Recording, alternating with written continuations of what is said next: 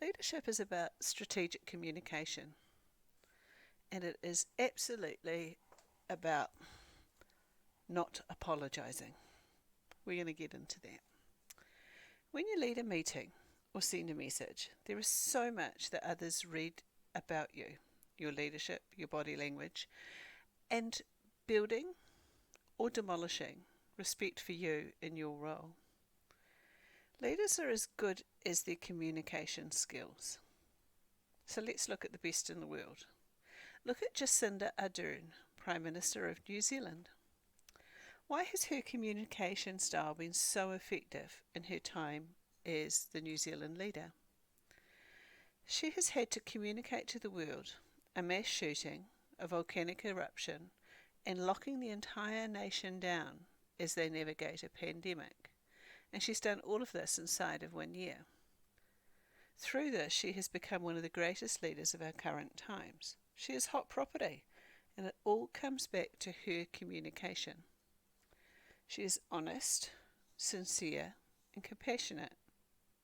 She apologises for wrongdoings, but she doesn't apologise for her decisions and in leading these. Jacinda is decisive, concise, and is prepared to communicate. She communicates openly and frequently. New Zealand has been voted number 1 in the world for social freedom year on end.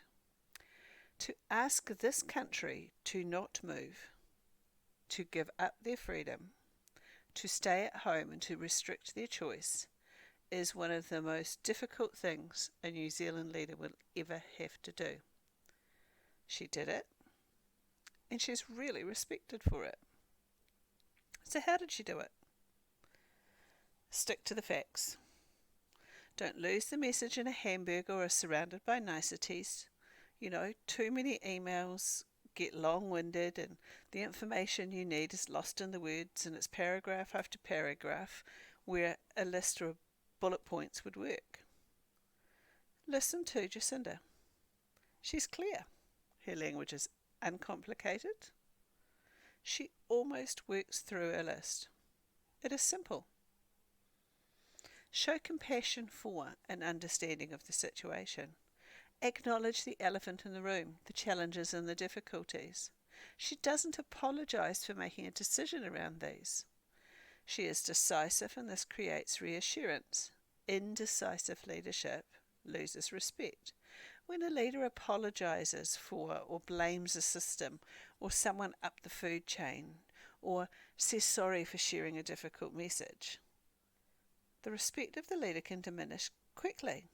Own the situations and the decisions you have had to make. Communicate solutions. And if you don't have them, communicate this information too, and a plan for when you will have. People want to know that there is a purpose, a solution, or a pathway, and that there is hope. Explain why. 95% of people will come with you if they understand why. Only around 30% will automatically if you just talk about the what and the how. Eliminate the resistance before it begins. Clear explanations create clear understanding and greater compliance. Tone. She speaks with confidence, compassion, body language that is welcoming and shows consideration. She isn't afraid to smile, to laugh, to cry. She shows her humanness and humanity, whilst she is firm and fair. Before any of this, understand the problem to solve, the how and the what and the why of your solutions. Know the answers, anticipate the risks and the challenges, and plan to communicate around these. This is strategic communication. Jacinda Ardern has a degree in it. How she communicates is about understanding the why and the what of her message. This creates the how. In writing, we teach purpose plus audience equals form. It's the same thing. She understands who she's communicating to and why she's doing it, and then she creates a format for it. Have you seen her Facebook Live? So let's reflect. Can you communicate in a way that is respectful and results in action?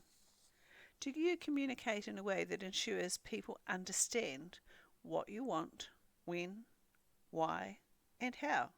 That check. Message sent equals message received. Do your communications result in a number of follow-up questions, inquiries, or do things just get done? Check. Do you use too many words?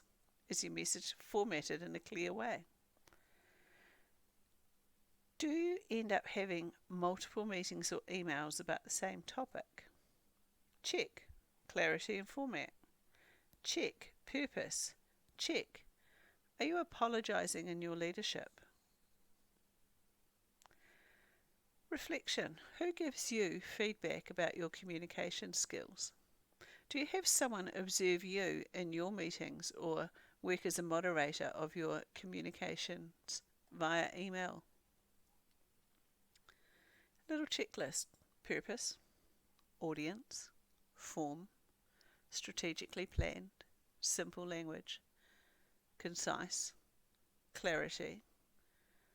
What do you want me to know, why, and what do I have to do by when? Unapologetic, compassionate, owned, open and responsive to questions and suggestions. Whether written or spoken, communication is leadership. It makes or breaks leadership. It is the linchpin to every aspect. Can you communicate in a way that builds respect, confidence, and transparency?